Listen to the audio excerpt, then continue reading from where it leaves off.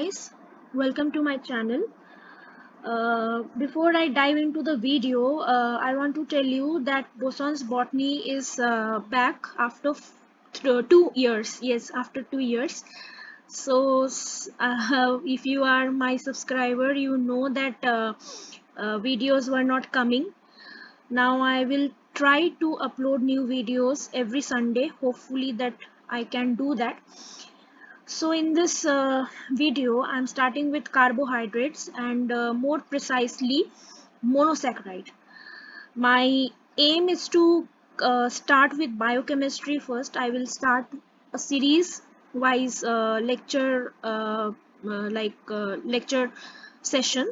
So in my first series, I have selected biochemistry and in this video, I will start with monosaccharides. So, what is a carbohydrate? Since I am starting with carbohydrate and precisely monosaccharide, so what is a carbohydrate? It is the most abundant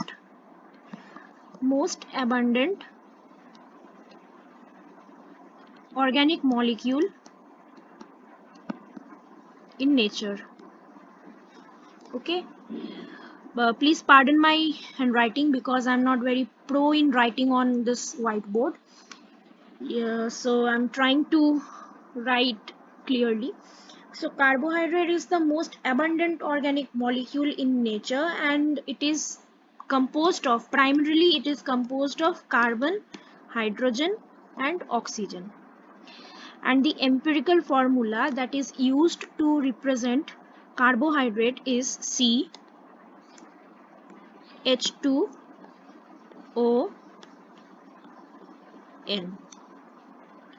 where N is lesser than or equals to 3.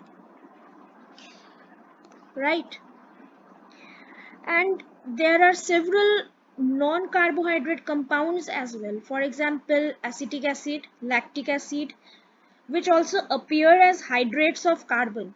So if we break carbohydrate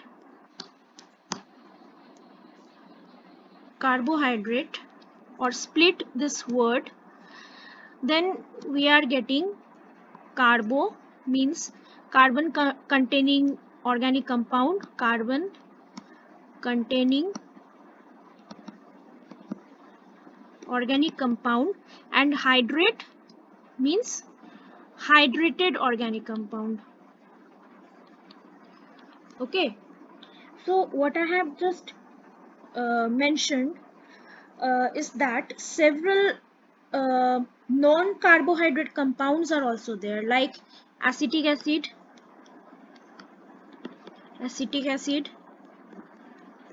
lactic acid. These are non-carbohydrate compounds which also appear as hydrates of carbon. Okay, so these are not carbohydrate, but these are hydrates of carbon, because if we look into their formula, then acetic acid is C2H4O2. C2H4O2. This is acetic acid.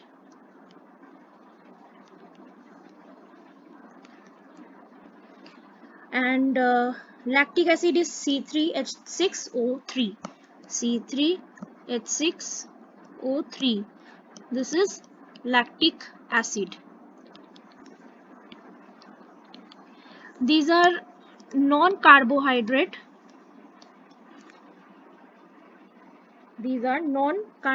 Compounds. Sorry.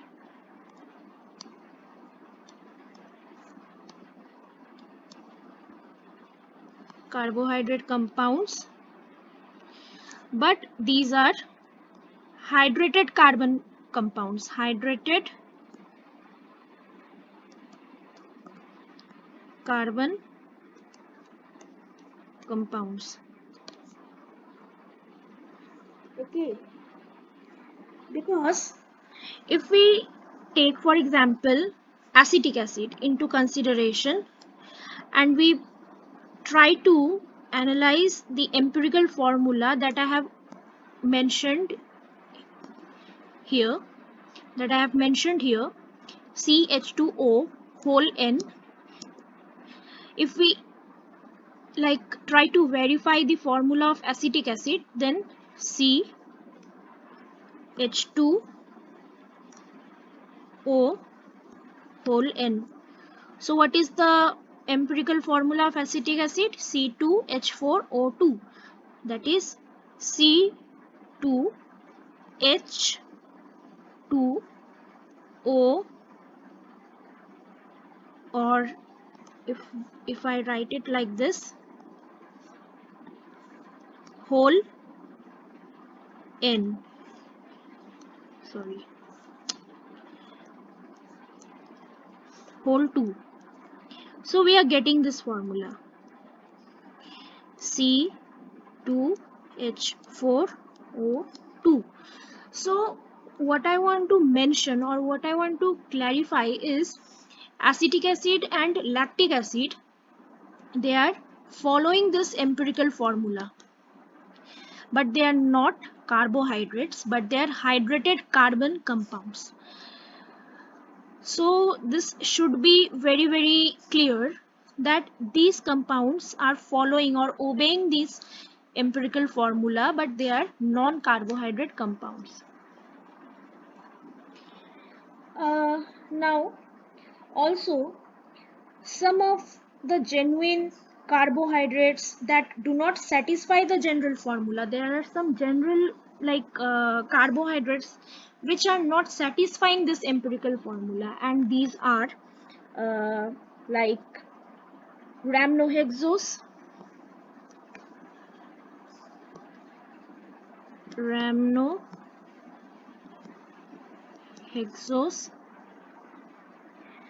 and deoxyribose,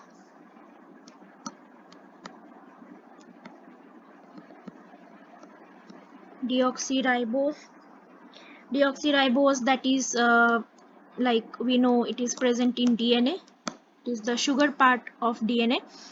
So these are some carbohydrates.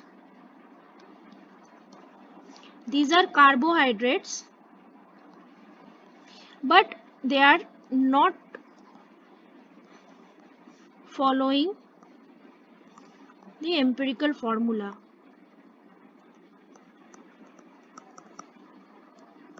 Right? They are not following the empirical formula. So if we write the empirical formula of deoxyribose, which is C5H10O4, C5H10O4, and if we try to verify this, CH2O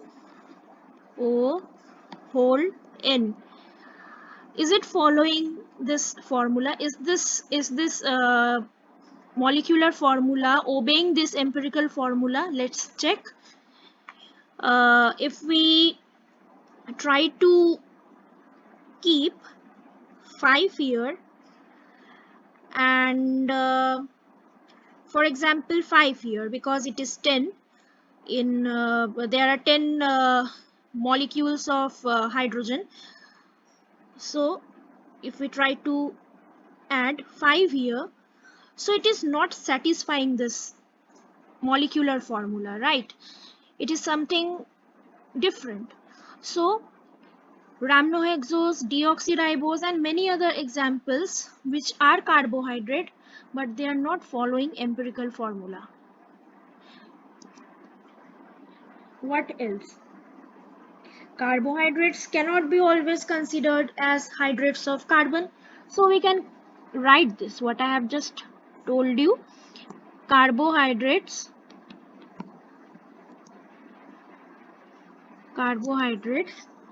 cannot be hydrates of carbon always. Cannot be hydrates of carbon always. Right. This is something you need to understand. from this slide and from this slide. We are concluding these two slides and writing this statement. So carbohydrates are not always hydrates of carbon, because not every carbohydrate is following the formula, the empirical formula, or there are some carbohydrates which are following there are some non-carbohydrates which are obeying the formula, like acetic acid, lactic acid. These are non-carbohydrates and they are following the formula. And there are some carbohydrates which are not following the formula, like rhamnohexose and deoxyribose. So this is the important slide that you need to mention in your notebook. Now very quickly I will jot down some functions of carbohydrates, and these are very basic functions. For example, they are the most abundant dietary source of energy. They approximately give you 4 calorie per gram of energy. So functions, sorry my handwriting is very bad, but I will try to improve it in my future videos. So functions of carbohydrate, first is energy. Energy, approximately 4 calorie per gram. Second function is carbohydrates are the precursor for many organic compounds such as fats, amino acid. Precursor for many organic compounds. I am using some abbreviations like organic compounds, OC. So okay, just try to understand this. This is organic compound. So precursor for organic compounds like amino acids, AA, amino acids, and fats. Third function, carbohydrates such as glycoprotein, glycolipids, they participate in structure of cell membrane and cellular functions such as cell growth, addition, fertilization. So third function in addition, cellular addition, cell growth,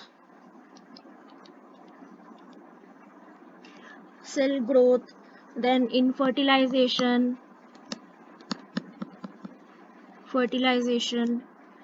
and we can take examples like glycoprotein, glycolipid. Glyco means sugar compound. Glycoprotein, sugar attached with protein. Glycolipid, glyco means sugar attached with lipid, glycolipid. So glycoprotein, glycolipid, and also used in, this is mentioned in the third point only, also used in the structural composition of plasma membrane or cell membrane, right? Another function, they are the storage form, or they store energy in form of glycogen to meet immediate energy of the body. So glycogen, it is a carbohydrate only, that is glycogen, that is the stored form of energy in animals. And last but not the least, carbohydrates are utilized as raw material for several industries. So industrial purpose, industrial need, like textile, paper, alcohol, etc. So these are some basic what to say, functions that you need to remember before you study the advanced or more deeper portion of this chapter. So, classification of carbohydrate. Classification of carbohydrate, very simple: monosaccharide, oligosaccharide, and polysaccharide. So, carbohydrate is, sorry,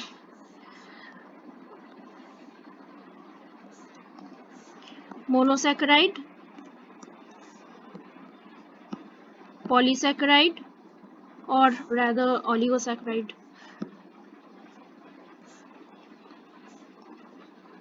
Oligosaccharide and polysaccharide. So there are three main types of carbohydrates, and these are oligosaccharide, monosaccharide, polysaccharide. And saccharide means sugar, and this is derived from the Greek word saccharon. That is known to you guys, I hope so. So I'm just trying to clear these slides so that I don't have any shortage of slides. So this classification is based on the number of sugar that is present, or sugar units that is present in that structure, that I have already told you. Because mono means one, oligo means more than 3 sugar units or carbon units, and poly means more than 10 carbon units. So now I will start with monosaccharide. That is the first type of carbohydrate classification, monohydrates.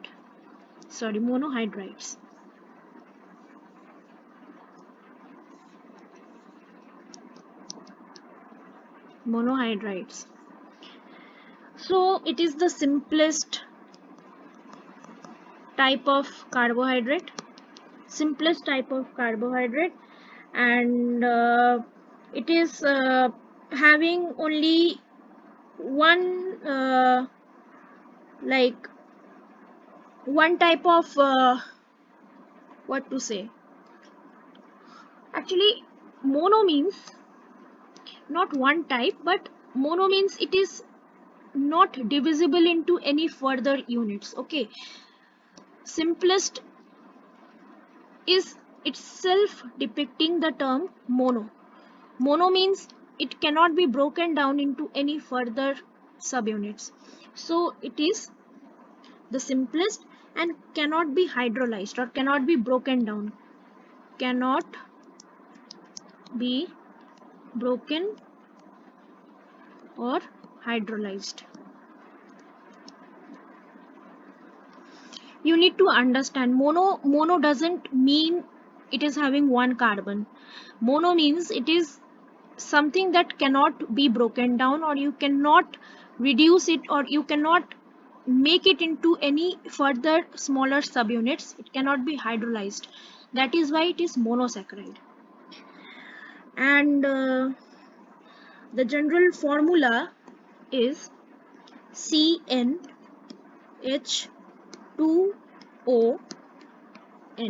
This is the general formula, and they are classified based on the type of functional group they have. And let me write this. They are classified on the basis of functional group. So these are some main points of monosaccharide. They are the simplest because they cannot be hydrolyzed or cannot be broken down. Second point, their empirical formula is CnH2ON, and they are classified based on the type of functional group they have. So before I start, let me show you some important monosaccharides along with their empirical formula. And as I have just now told you, they are classified on the basis of the type of functional group they possess. So either they have aldose group or ketose group. Aldose means CHO and ketose means C double bond O, or ketone functional group and aldehyde functional group, right? So let me show you that slide. um, yes, this one here. See, this is the monosaccharide classification table, and these are some important monosaccharides. So first is triose. Triose means 3 carbon, and monosaccharide has minimum of 3 carbon and maximum 7 carbon. But you need to keep in mind, all these cannot be broken down or cannot be hydrolyzed into their further subunits. These are the simplest sugars or simplest carbohydrate. So triose having 3 carbon, and if it is having aldehyde as its functional group, that is CHO, then we will write it as glyceraldehyde. Or if it is having ketone, that is C double bond O, then we will call it as dihydroxyacetone. Similarly, tetrose is having 4 carbon. If it is having aldose, then it is erythrose. If it is having ketone, it is erythrulose. Pentose is 5 carbon. Ribose if it is having aldehyde or aldose group. Ketone if it is ketose, or ribulose if it is having ketose. Hexose having 6 uh, carbon carbon, and it is for example glucose if it is having aldose group, and fructose if it is having ketose group. Then heptoses having 7 carbon, for example glucoheptose having aldose group, and seduheptulose if it is having a keto group or keto functional group. I will try to make a more clear concept based on this part by trying to show you or maybe write down the structures, but later on that I will definitely mention in my video. So if I start with aldoses, okay, if I start with monohydrates, monosaccharides having aldoses, then as I have already told you, the functional group is CHO. CHO. This is the aldose. This is the functional group. And this is the monosaccharide, which is an aldehyde monosaccharide, and it is also known as aldoses.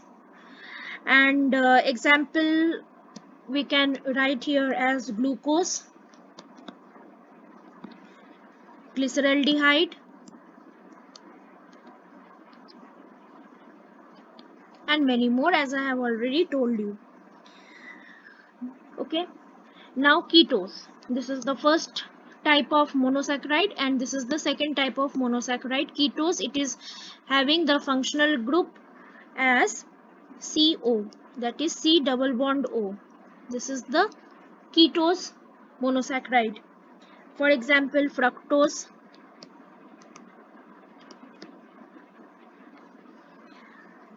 uh, dihydroxyacetone, dihydroxyacetone, and many more as I have already uh, told you earlier. Now, based on the number of carbon atoms, monosaccharides are regarded as triose, tetrose, pentose, hexose, and heptose that I have already shown you in that table. These terms along with functional groups are used while naming monosaccharides. For instance, glucose is a aldohexose, while fructose is a ketohexose. And the most common monosaccharides are disaccharides of biological importance, that I will just show you in another table. So disaccharides are type of monosaccharide because they have two um, carbon unit. So if I try to show you that table, here it is I think it is not very clear.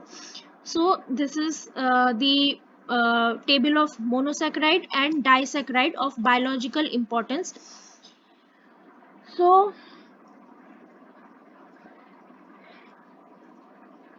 okay, sorry, I want to just clarify one thing. I just mentioned disaccharide as a monosaccharide. No, disaccharide is a oligosaccharide, right? That I will tell you in my next video. So here first I will discuss about monosaccharide. I will not include disaccharide for now.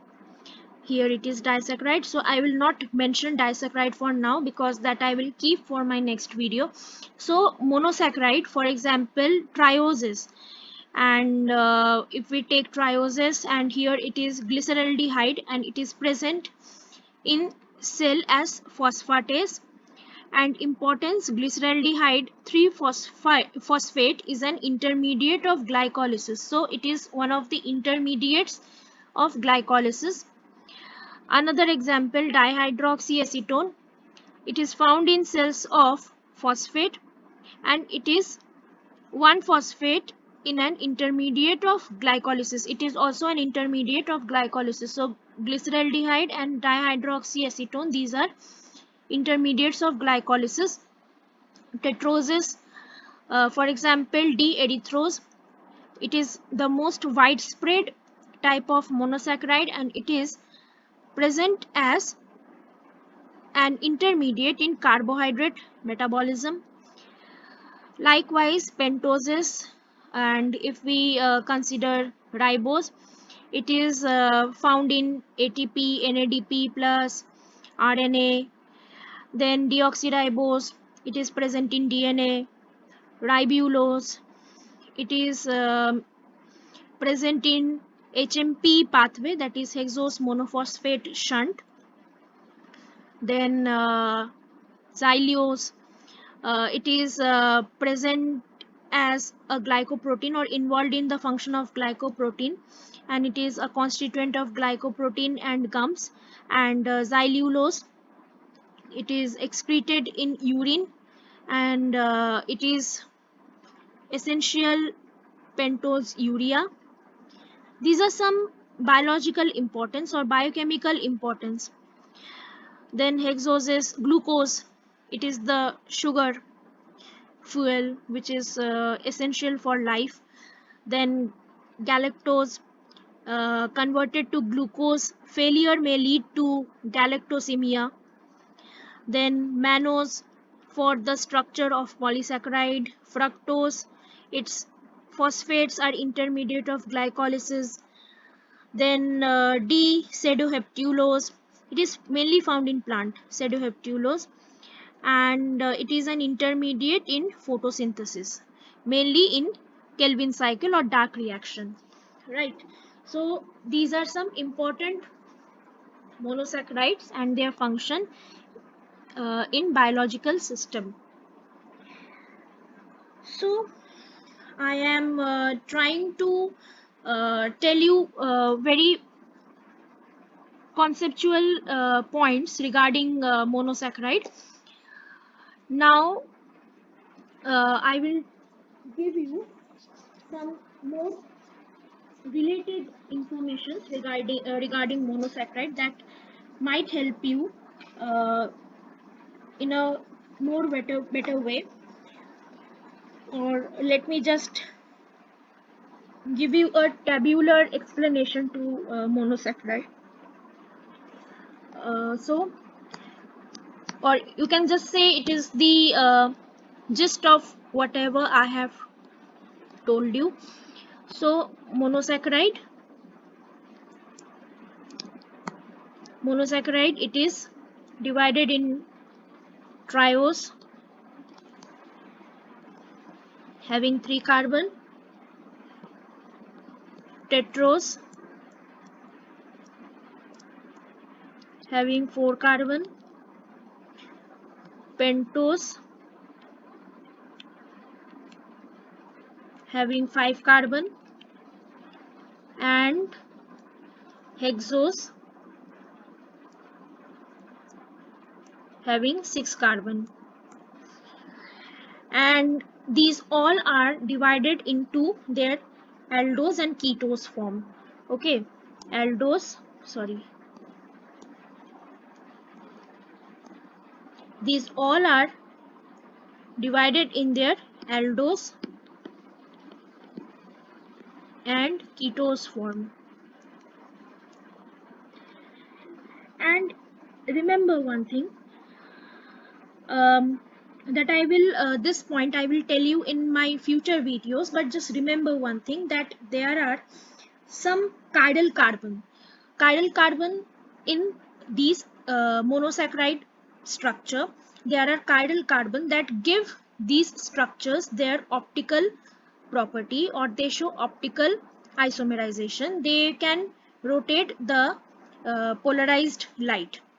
And one thing you need to remember, that ketonic sugar, or the sugar having the ketone group or ketosis, have one lesser chiral carbon as compared to aldehydic sugar. Okay, if I just try to give you an understanding of what I have just told you. For example, if I take here triose, that is the simplest example, triose monosaccharide. Triose, it will definitely have its aldehydic structure and ketonic structure. So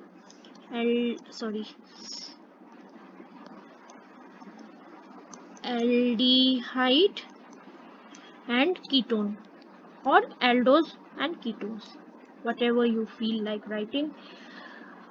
So triose, in aldehydic part or aldoses part, we have glyceraldehyde, that is the simplest monosaccharide, glyceraldehyde.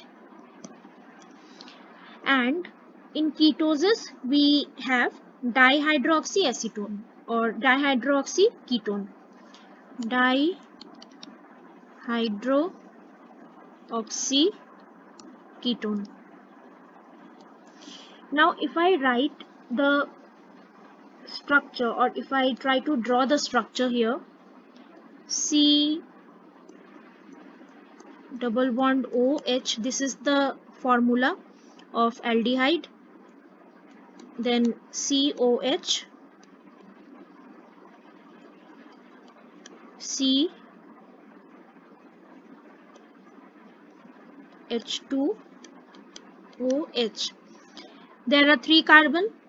Okay, and here in this dihydroxyketone, the structure is something like this: CH2OH, C double bond O, this is the functional group, and CH2OH, this is the structure of glyceraldehyde and dihydroxyketone, and each is having 3 carbon. Now if I try to denote the chiral carbon in the aldose part of this monosaccharide, or more precisely glyceraldehyde, the second carbon is a chiral carbon. Why I am saying this? Because chirality means all the 4 bonds should have different atoms. This carbon, the second carbon, is having all 4 different atoms. For instance, if we have a look, this is the first atom which is having hydrogen, this is OH, another atom, this is whole a different functional group, that is CHO, and this is another unit. So these 4 bonds which are bound to this carbon, that is carbon second. These 4 bonds have all different atoms or all different structures.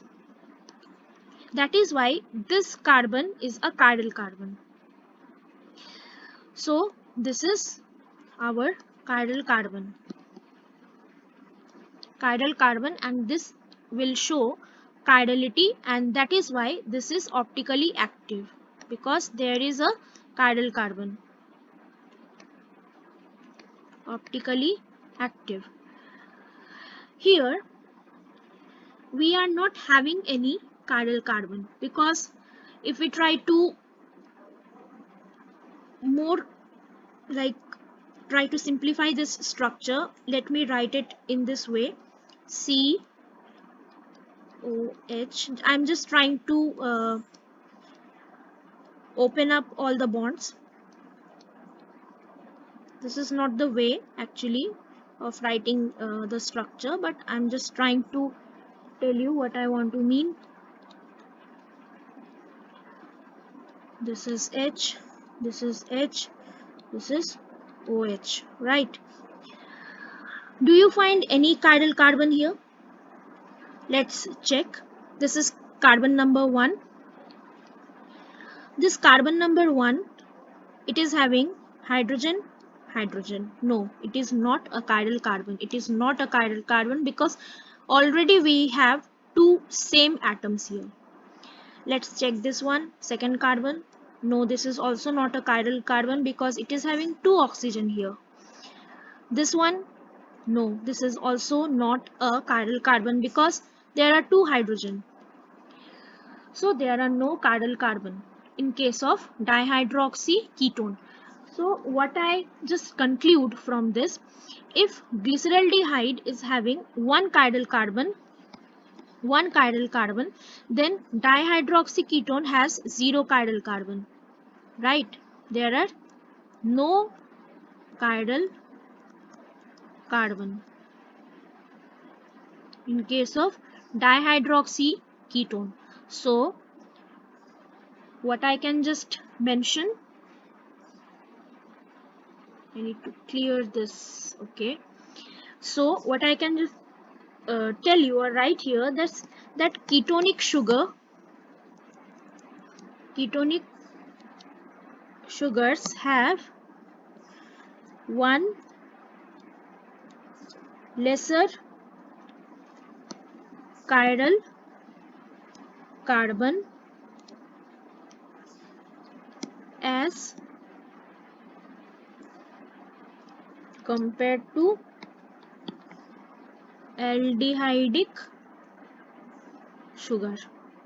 This is very important because in many of your exams you might encounter questions having these structures, and you are told to find out number of chiral carbon or the optical activity if it is present or absent. So if you are not aware of chirality or chiral carbon, then you cannot solve such questions. So you need to keep this in mind, and let me again explain you this briefly.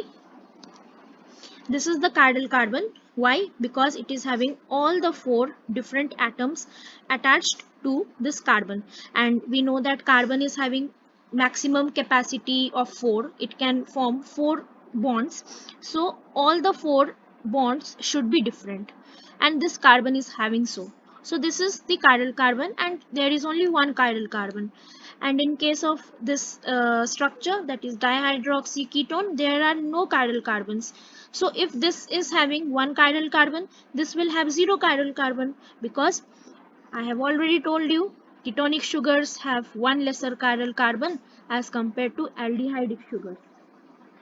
Okay, so in my next video I will give you a very short handwritten table of monosaccharides, some important monosaccharides that will wind up monosaccharides, and I will start with oligosaccharide in my next video. So I am stopping my lecture here, and before I wrap up, I just want to tell you that I was very nervous because I'm making this video after 2 years. So if I make any mistakes or if I fumble a lot, please please pardon me, and I will definitely try to rectify all my like shortcomings. Just give your suggestions and let me know if you have liked this video. And thank you, and just wait for my next video. Till then, bye and take care.